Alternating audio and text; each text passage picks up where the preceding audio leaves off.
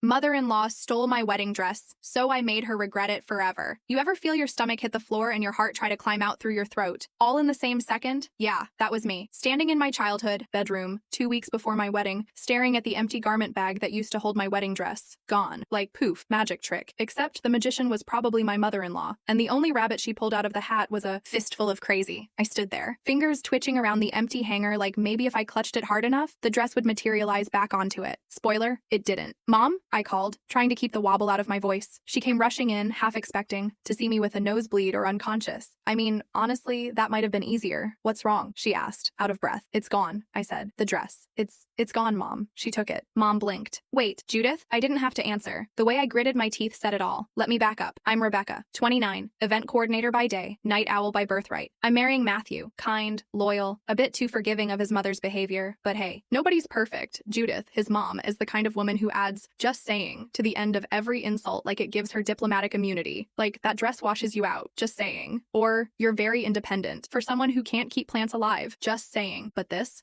was a new level. See, I had this vintage wedding dress. 1960s lace, sweetheart neckline, silk buttons down the back like something from a dream. My grandma wore it, then my mom, and then it was mine. Judith hated it from the start. It looks old, she'd said when she first saw it. Are you sure you want to walk down the aisle looking like you're headed to a Victorian funeral? Brushed it off. I'd learned to let Judith's words roll off me like oil on water, but clearly she hadn't let it go, and now the dress was gone. The next 2 hours were chaos. Mom and I tore apart the closet, then the basement, then my old hope chest from when I thought I was marrying my high school boyfriend.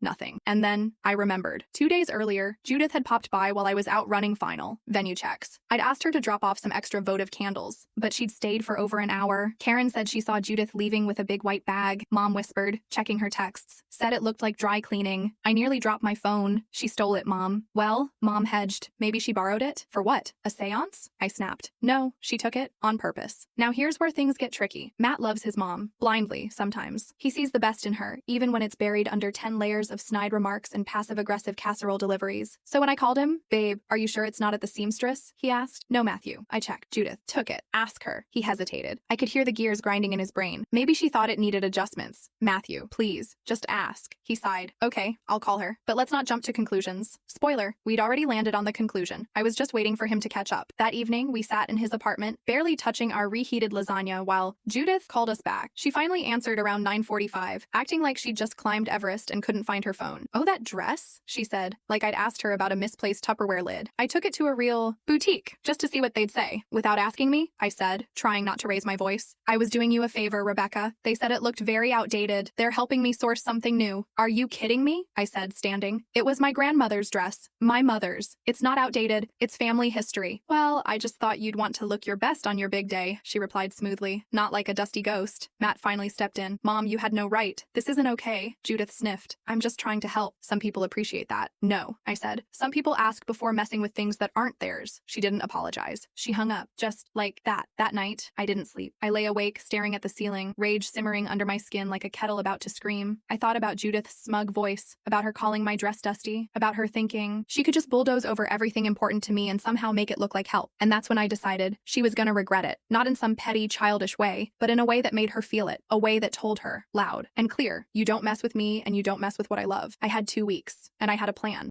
You know that jittery, electric feeling you get before doing something completely out of character? Like standing at the edge of a diving board when you've never swum in your life? That was me, for 2 weeks. After Judith took my wedding dress, smiled through her teeth while calling me a dusty ghost, and pretended like it was her right to decide what I wore at my wedding, I wasn't just mad. I was lit, wired, determined, and I'd never felt more alive. See, I didn't just want revenge. I wanted a lesson, something that'd stick to her ribs, something she'd think about every time she opened her mouth to say, just trying to help, First part was recovering my dress. After confronting Judith and getting nothing but attitude and the world's worst fake innocence, I pulled a move straight out of my high school drama days. I sent Laura, my best friend and fellow chaos enthusiast, to Judith's house. She posed as a wedding planner scout, said she was from Elysian Luxe, and wanted to feature Judith's classic elegance in a bridal blog segment. I swear, Judith nearly choked on her own delusion. Within 10 minutes, Laura had Judith showing off her refined taste, and bingo, there it was, in her guest room closet. My dress, still in the garment bag, crumpled like a pile of yesterday's laundry. Laura texted me one word: jackpot. That evening, with Laura as lookout, I walked right into that house like I was delivering banana bread and walked out with my legacy. No yelling, no drama, no cops. Just clean, cold, calculated satisfaction. I brought the dress home and hugged it like it was a person. I cried, not gonna lie. I ran my fingers over the stitching like it was sacred, because to me it was, but I wasn't done. The next part was a little more theatrical. See, I knew Judith would be at the rehearsal dinner. She'd be sitting front and center with her concerned but supportive face, acting like none of this ever happened. Probably wearing cream too. You know, just close enough to white to be offensive, and I knew what I had to do. I made a slideshow, but not just any slideshow. Matthew thought we were just doing a cute relationship through the years thing, and we did, at first. Photos of our camping trip to Oregon. Me with pizza sauce on my nose, him kissing my temple under fairy lights. People were loving it. And then, the music changed. You know that switch? When the room goes just quiet enough for people to lean in? Yeah, that. I clicked the remote and the screen shifted. First slide, a quote. Sometimes people who claim to care the most do the most damage. Unknown. Second slide, a blurry security camera image. Laura had accidentally captured Judith dragging a white garment bag into her car. Third slide, a voice recording. Yep, I went full spy movie on this. I'd left my phone in Judith's guest room when I picked up the dress, set it to record. What can I say? The woman likes to talk to herself, or maybe her little poodle. Either way, she monologued. Can't believe she actually wanted to wear this thing. I mean, honestly, if she had a shred of self-awareness, she'd thank me for saving her from public humiliation. She'll look 10 pounds heavier in it. Oh well, she'll find out eventually. There was silence in the room so loud it made my ears ring. Judith, frozen, mid-sip of wine, eyes wide like a deer caught in headlights, in a dress that definitely wasn't appropriate for a rehearsal dinner, by the way. Then came the last slide, a photo of the dress and back where it belonged. On me, with a caption that read, "Family is about love, not control, and definitely not theft." You could have heard a pin drop for 5 seconds. Then Laura coughed into her champagne and muttered, "Well, damn, Matthew?" He just looked at me and his whole face changed. I thought he might be mad, but then he laughed. A short, stunned, kind of breathless laugh. He took my hand. "You didn't tell me you were planning a TED Talk," he whispered. "She stole my dress," I said, leaning in. "You think I was gonna let her get away with that?" He kissed my temple. "Remind me never to cross you." Judith? She stood up, stiff as starch, and left, quietly. No one stopped her, not even her own husband, who just shook his head and kept chewing. We got married 2 days later, outside under the sycamores, with fairy lights and lilacs and all the people who actually loved us. I wore my grandmother's dress, with pride, with fire. And when I walked down the aisle, Judith was in the very back row, wearing a muted gray dress, sunglasses, and a look like she was chewing tinfoil. She didn't say a word the whole day, and honestly, that was the best wedding gift she ever gave me. Because here's the thing, I don't believe in being cruel. I don't believe in revenge just for the sake of being mean, but I do believe in boundaries. I believe in standing up for yourself when someone tries to bulldoze your history, your choices, your dignity, and I believe some people need a mirror, held up to their worst moments, to ever realize they were the villain in someone else's story. Judith may never say sorry, but I know, deep in her very controlled, very judgmental little soul, that she'll think twice before crossing me again. And